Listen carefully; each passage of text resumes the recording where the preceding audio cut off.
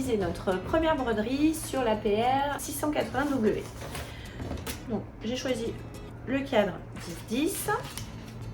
Je sépare les deux éléments et sur la partie basse, je vais venir positionner de l'entoilage, du stabilisateur. Ensuite, je viens positionner mon tissu.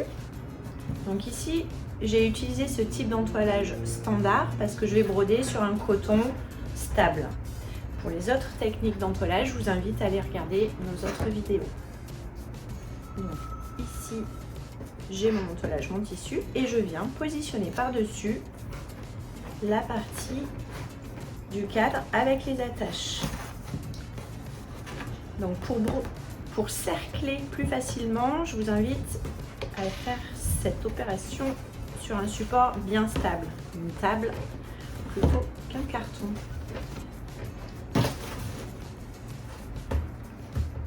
Donc ici, mon tissu et mon entoilage sont bien tendus.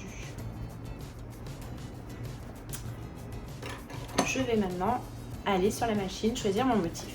Donc nous sommes sur l'écran d'accueil de la machine. Ici, c'est mon champ de broderie qui apparaît. Donc sur cette machine, c'est le 30 cm sur 20 cm. Donc c'est mon plus grand champ.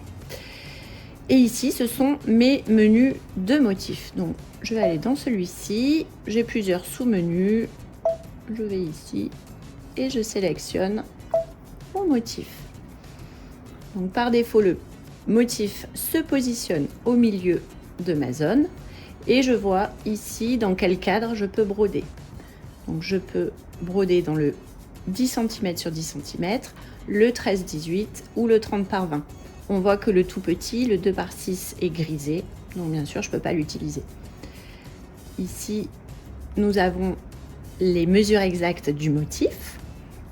Donc je suis d'accord avec mon motif, je vais à l'étape régler.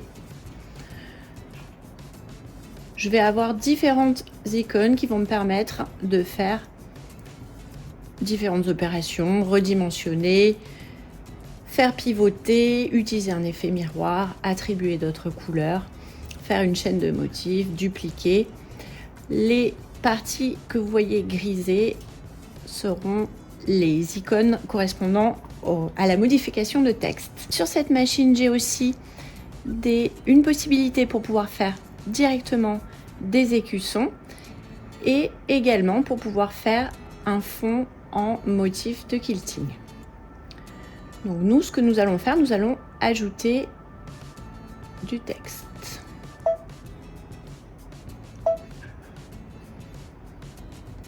J'ai ici mes polices d'écriture. J'en ai choisi une. Et maintenant, je saisis mon texte.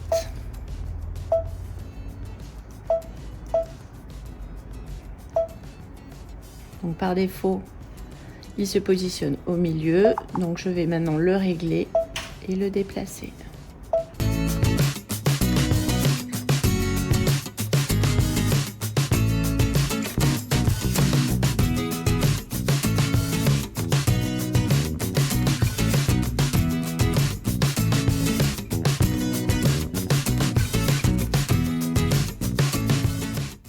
Je suis d'accord avec mon placement. Je vais maintenant terminer l'édition et je vais venir positionner mon cercle sur la machine, mon cadre à broder sur la machine. Donc comme j'utilise mon bras et mon cadre pour la première fois, le bras est réglé dans sa plus grande largeur. Donc je vais venir ici desserrer .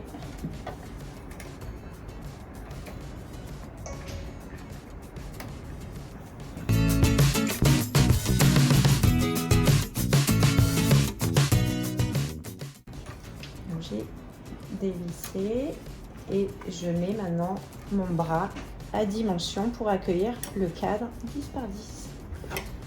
Je vérifie avant de resserrer et je resserre.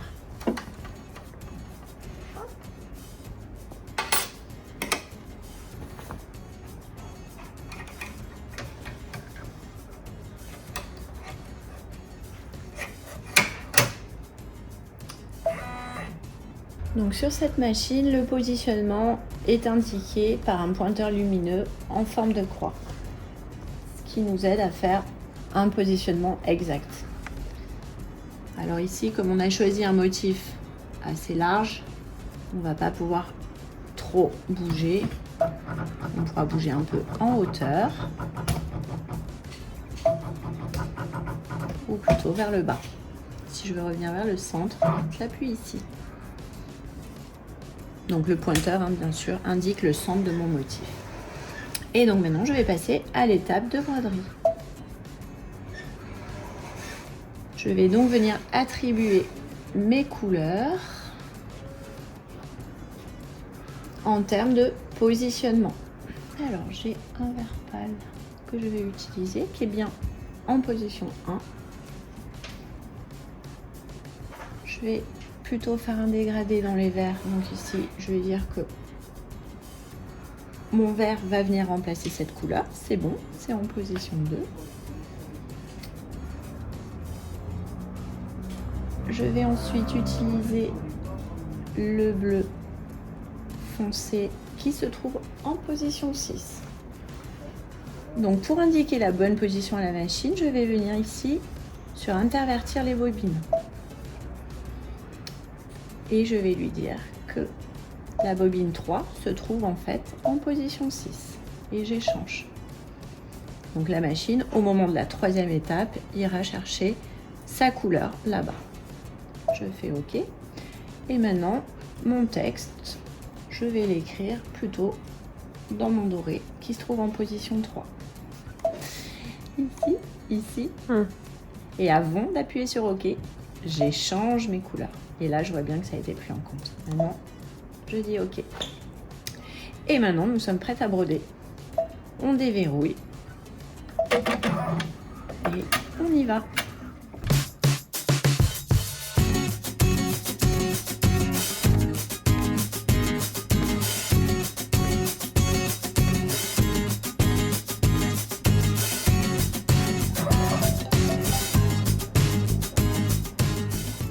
Ma broderie est maintenant terminée, donc je n'ai plus qu'à faire glisser mon cadre.